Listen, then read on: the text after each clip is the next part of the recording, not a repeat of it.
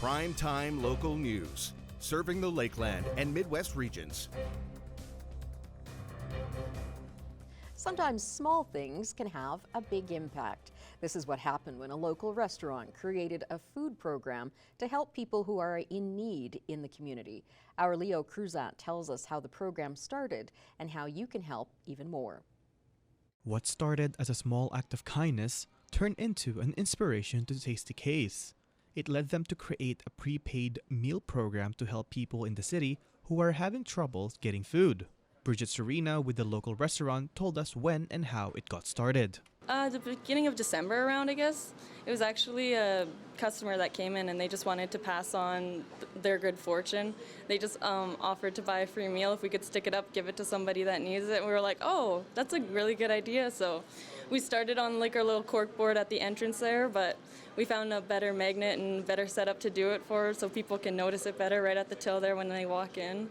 And with an estimated 10 meals per week that are being prepaid, the restaurant is facing a different problem, and it's not the lack of supplies. We have more people wanting to pay for pre-meals and like taking the free meals, I feel. But that's awesome in a way. But yeah, we get them piled up there sometimes and we're just like, oh my gosh, we need people to come take them. So it's awesome when people do like the posts on Facebook so it gets the word out and everything.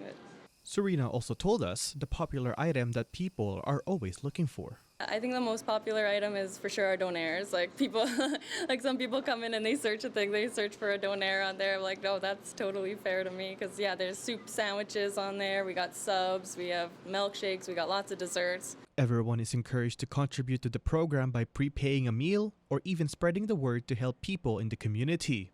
According to Serena, the restaurant will keep this program in place rather than offering it periodically because they believe food is a daily need for everyone.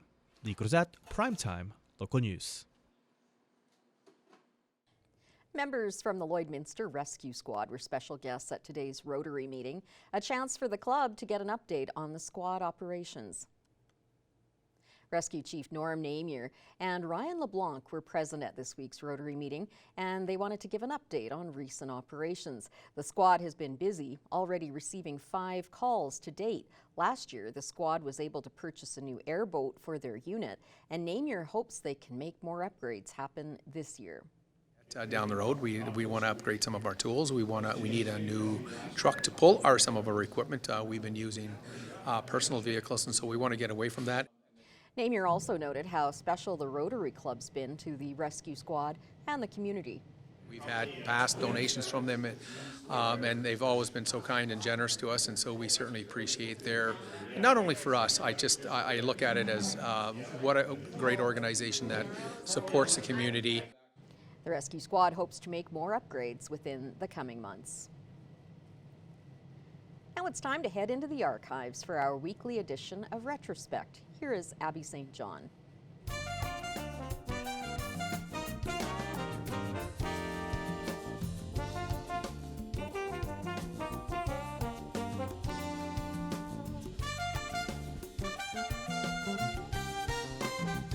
In this week's Retrospect, we go back to 1999. First, students from all over the area participated in a music festival.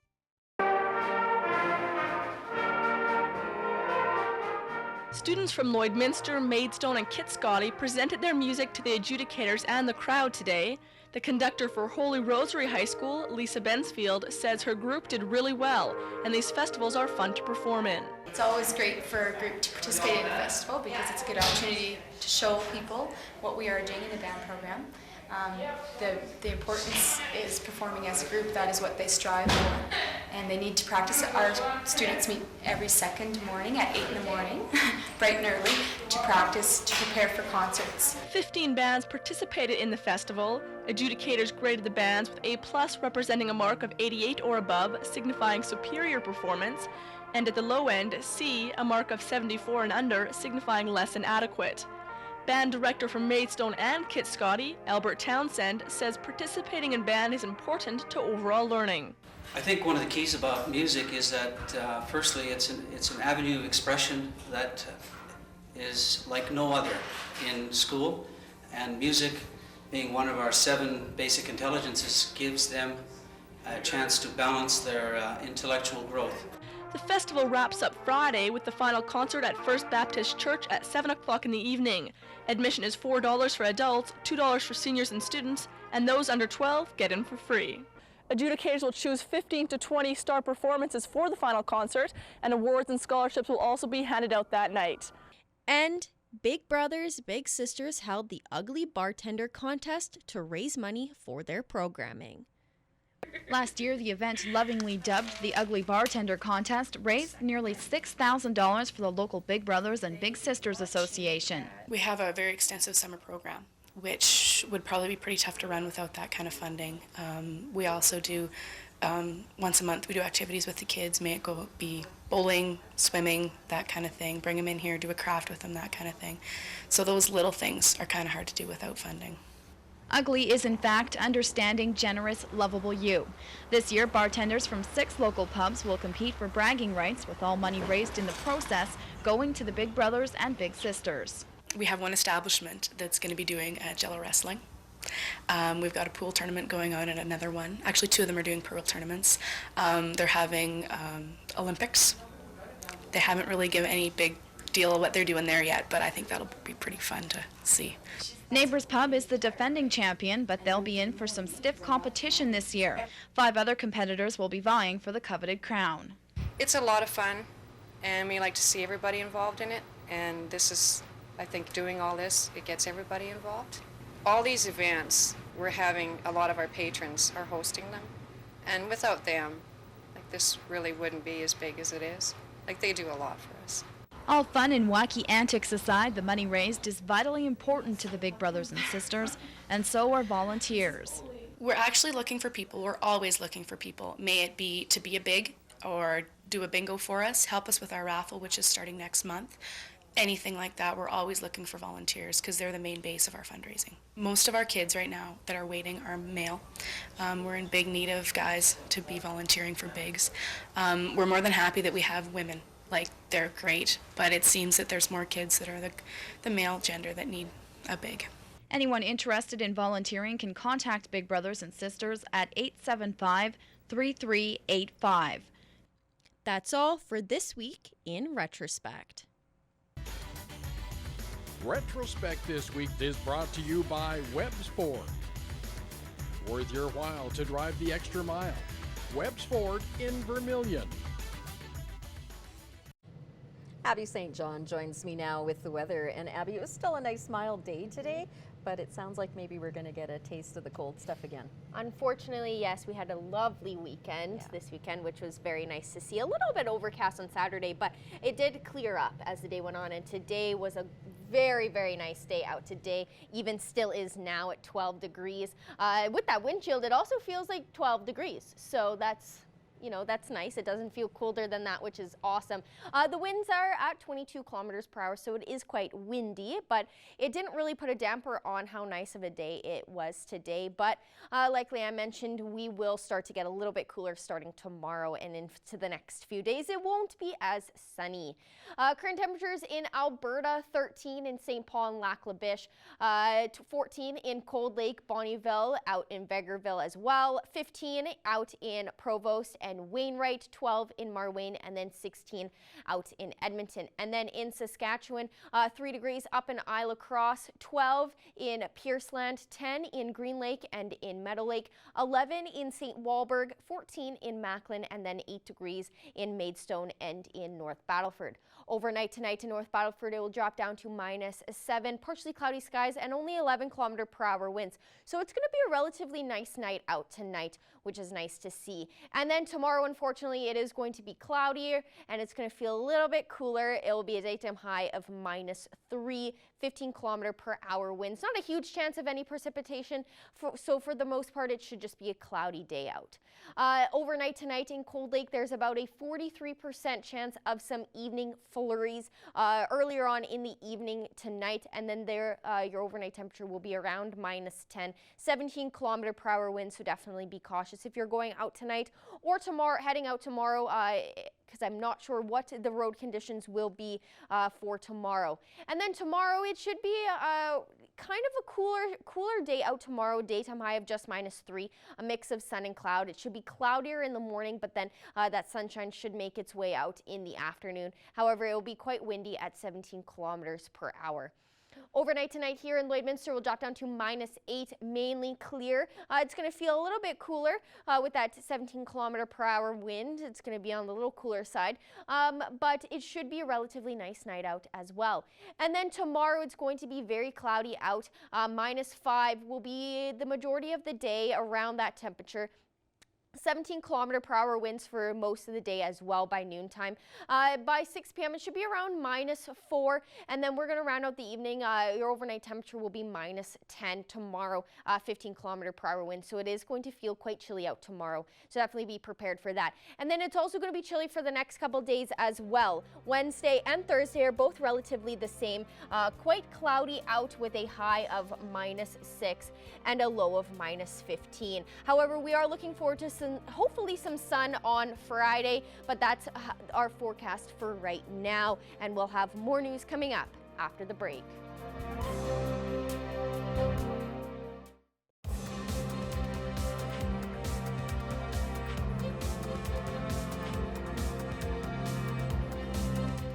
The Lakeland Rustlers women's basketball team made it all the way to the CCAA gold medal game where they took on the Lambton Lions. With a wrap on the exciting weekend, here's our Thomas Wildman.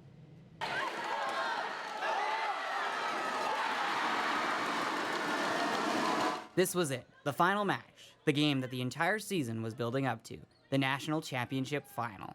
The opponent was the highly rated Lambton Lions, who were the OCAA champions. The Rustlers got off to a great start, going up 21-14 in the first quarter. The Lions tightened up their defense and held the Rustlers to only 9 points, allowing them to make up some ground, cutting the lead to only 4 for the Rustlers heading into halftime.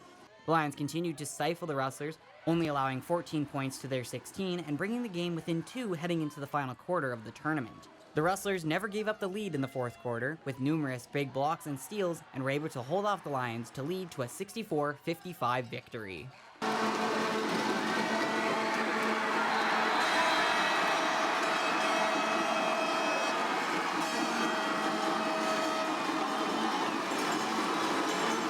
After the game, the Rustlers took home some gold medals, the championship banner and trophy, the nets, and the championship MVP, which went to Lakeland's very own Haley Summers. I don't think you could write a better story or put a perfect bow better for the way that our last couple years here have gone as a team and a program. And even just talking to the ACAC gentleman over here, he was saying ACAC for their 60th anniversary too brought home 4 national medals, women's, men's volleyball, and women's and men's basketball. So ACAC that's crazy, and I'm so proud of everything and everyone and our team here. For head coach Chris King, this is the culmination of many years of effort to try and bring home a national gold medal in basketball to Lakeland.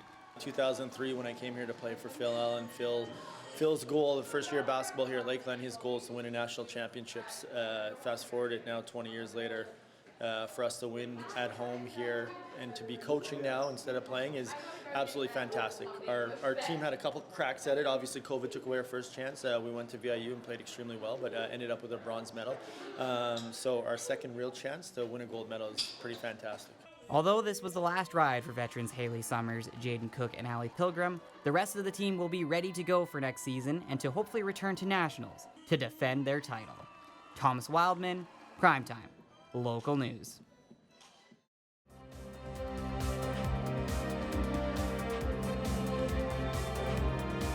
I'm speaking with Craig Copeland, the mayor of Cold Lake this morning. Thanks for joining me, Craig.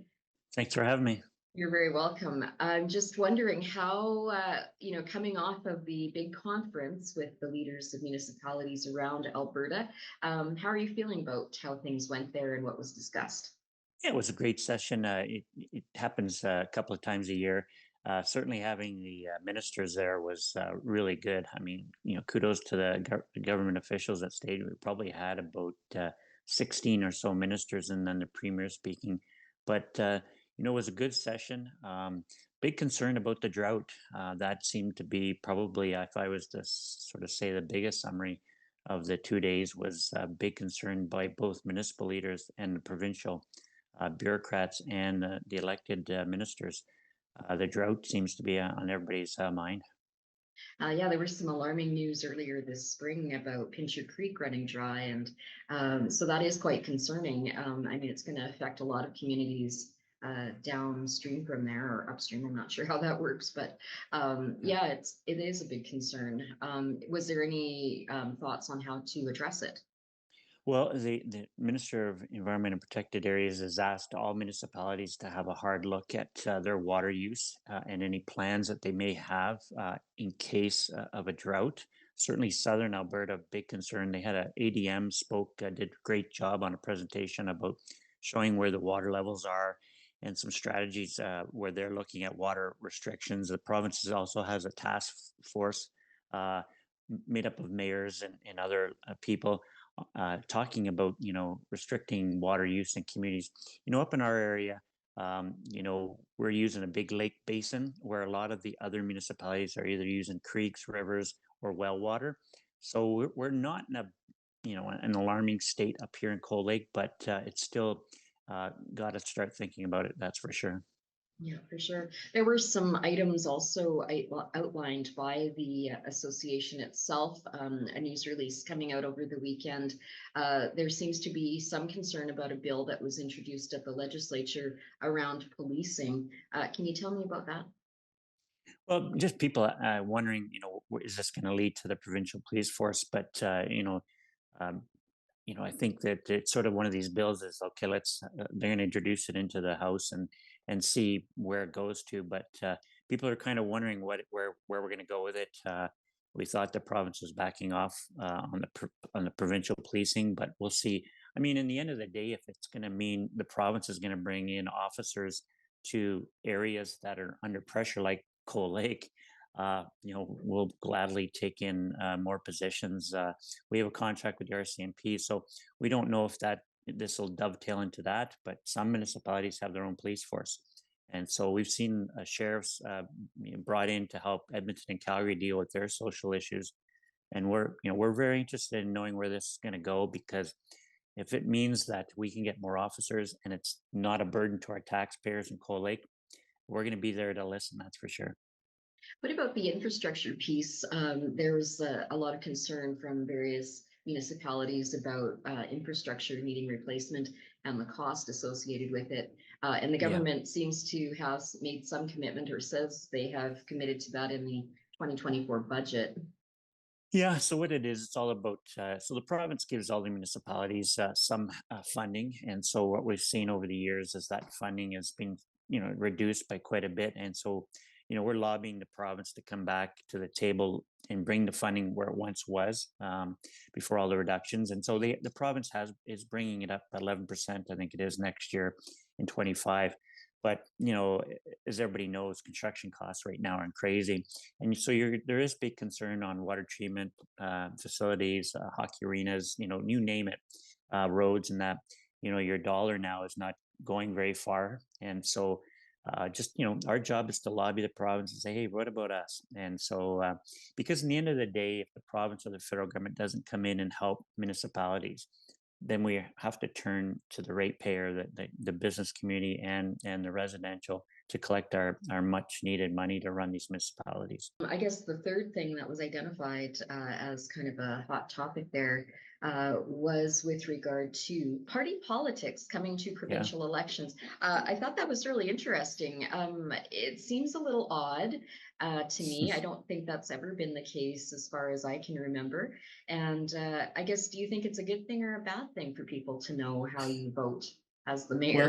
it looks like the government is pursuing this to have as an option, so you could run under the blue party and and make it as a candidate. Oh yeah, I'm also affiliated or representative of the blue party.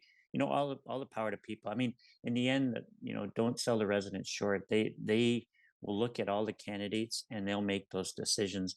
I think party politics is in there? I think some people look at the candidates when they're up there and maybe make an opinion, but I don't think it's being identified as a party person is required in municipal government. But it looks like that option is gonna be there. I mean, I was involved in quite a few different campaigns where here in Cold Lake, where we're standing up for, Cold Lake. And so, people knew that there was a bunch of us that were under that platform, right? We all kind of had the same belief. So, Minister McIver is right. It does happen in municipal politics.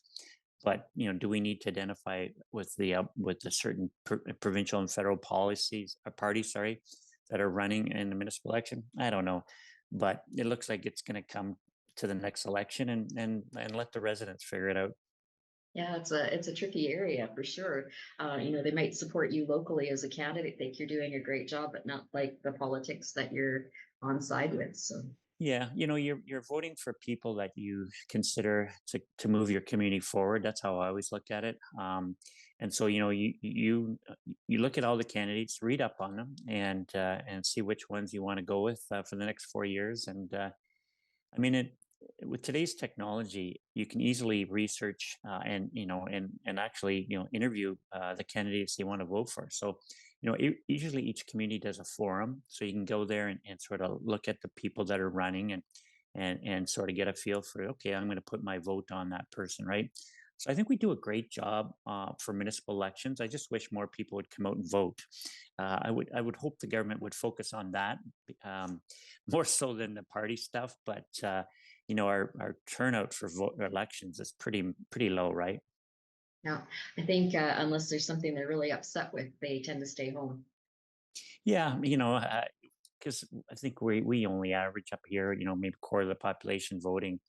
Um, it's just that people are taking their vote for granted, and maybe the next election in Cold Lake there'll be a lot more people coming out. We'll see. But yeah, the province seems to be focused on this party politics. The association that we belong to, of course, has said no. Our council really, we haven't really brought it to the table to make an opinion. Sometimes you're best just let the province go that way and see where it goes. I really don't think it's going to be a factor in the city of Cold Lake election. All right, Mayor Copeland, we'll leave it there. I thank you for your time today. All right, thank you for having me.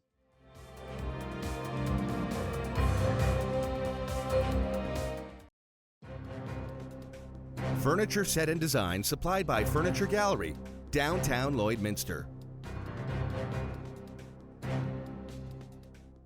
We are here with the BC award-winning country trio, The Heels, and we're very excited to have on Bobby, Brittany, and Kayla. Thank you so much for joining me. It's an absolute pleasure to get you on. Welcome. First off, before we talk about your brand new album that just came out on March 1st, Work of Heart, how are you? How's your week starting off? Amazing. We're great. We're in Yeah. Nashville, so we're Couldn't really be better. good. It's sunny, Yeah. blue skies, warm weather. And we're in Music City, so Yeah. great. That is so wonderful. Now, we got to talk about that as well. Your big move down to Nashville. So you guys made that move fairly recently. So how has that been going for you guys, and what have you experienced so far? Well, no tornadoes. Thank goodness. That's what we have not experienced. That's the one fear. Yeah. Everything else about Music City is amazing. But yeah, we've just been taking everything in. We started like at CRS and we met some writers. We Saw you. Yes, yeah, got to catch up with you, and we've been writing songs almost daily and playing lots of shows, going to other people's shows. So just getting really inspired and just trying to get more involved in our community and setting up our house. Hanging out with our team down here. Yeah. Yeah, it's been good. It sounds like it's been a really exciting time so far. And since you guys are living down there full time, I got to ask, when did you decide and how did you decide that it was the right time to move down to Music City? Because it is quite a big deal to get on down there.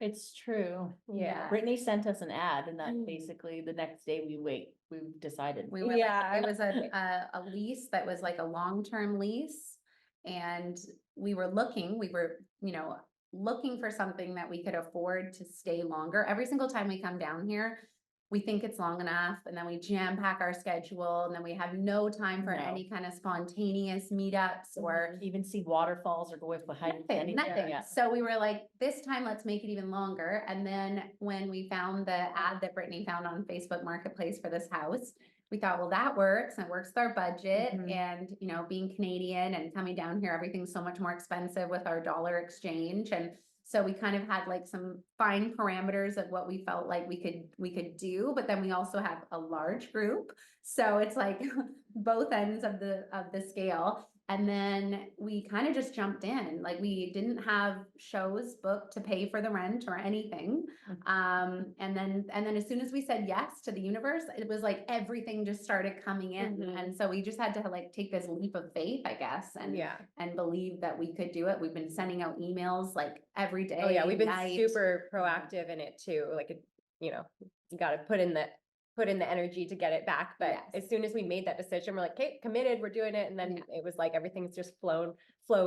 Everything's flown. Everything's flowed. It's flown and it's flowed. Yeah. It's flowing. Well, it has definitely paid off. You guys are hitting the road this spring and summer, left, right, and center throughout several states and even in Canada. And you even got a spot on a really big festival in Texas and right in Alberta in Drumheller. Are there any particular cities or venues or stages that you're really looking forward to hitting?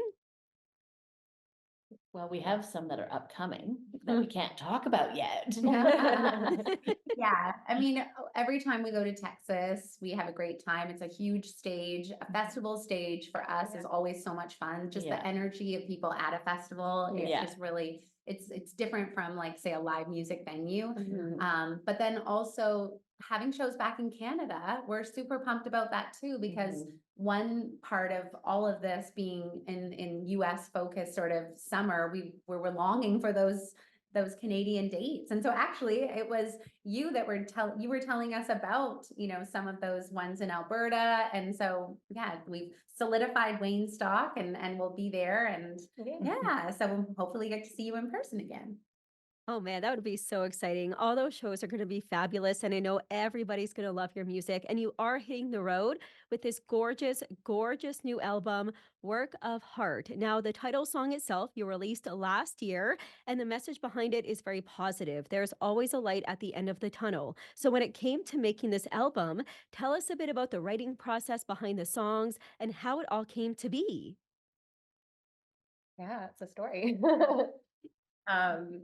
Well, it was the second wave of the pandemic, and it had hit right after we made all our plans to come down for a writing trip to Nashville and write these songs. So our plans got canceled, all our shows got canceled and everything. So instead we took that time and rented a cabin up in the Kootenays in eastern BC, and just wrote out kind of everything we were feeling. And and then we worked with like a sound healing center up there, Kootenay Sound Healing, and immersed ourselves in that. And we decided we wanted that on the whole album. So it's really just like this chapter of our lives. Yeah, it was definitely like what we were going through, like the theme of Work of Heart specifically. Like that song there was so many ups and downs through the pandemic. We kind of it was a conversation that we were having with our co-writer, Megan Barker, who's a Nashville girl. And she had that title, she brought it to the table. And then through what we were talking about, just sort of the ways that you can feel like so inspired, but then you can feel so freaked out. And you're kind of navigating this sort of journey of like trying to get out into the world, but also like feeling like you just want to retreat. And so it just turned into this beautiful song. And we were just so grateful that she brought that idea, and then we loved it. And then we were like, let's title the whole album. And so, yeah, it's been a journey, because like Britt said, it was something that we were like not ready to just accept that we were going to be, you know, put on hold again. Back in our homes. Yeah. So we thought, no, like we're still going to move forward, even if we have to be all, you know, in a little bubble in our house and Zoom, right? And yeah, we made it work. Well, it is a beautifully, beautifully written album. It is your third studio album. So where can everybody find out about you and get more of your music from? TheHeelsMusic.com is our official website, and then all of our handles is The Heels Music for pretty much everywhere online, all social media. Perfect. Well, thank you so much for joining me today, Bobby, Brittany, and Kayla. It was an absolute pleasure to get you on Primetime Local News. Is there anything else you want to mention or talk about? Thank you for having Yeah, us. thanks We for think you're having us. amazing. Yeah. And if anyone wants to follow our journey, we are just trying to, you know, see the Nashville scene as much as we can musically, but also, you know, restaurants and all of our other interests. So if you have any interest in seeing what Nashville is all about, we will be your gals to take you along with us. Fully support that message, and everyone's got to get on that. So add them on socials, get on their website, do everything the Heels. Well, thank you so much for joining me today.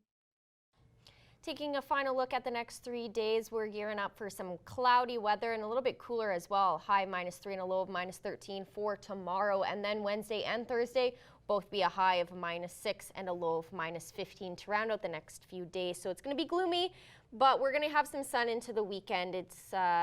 But for right now, it's going to be a little bit cooler and windier. That is all we have for you this evening. Thanks so much for joining us. Have a good night.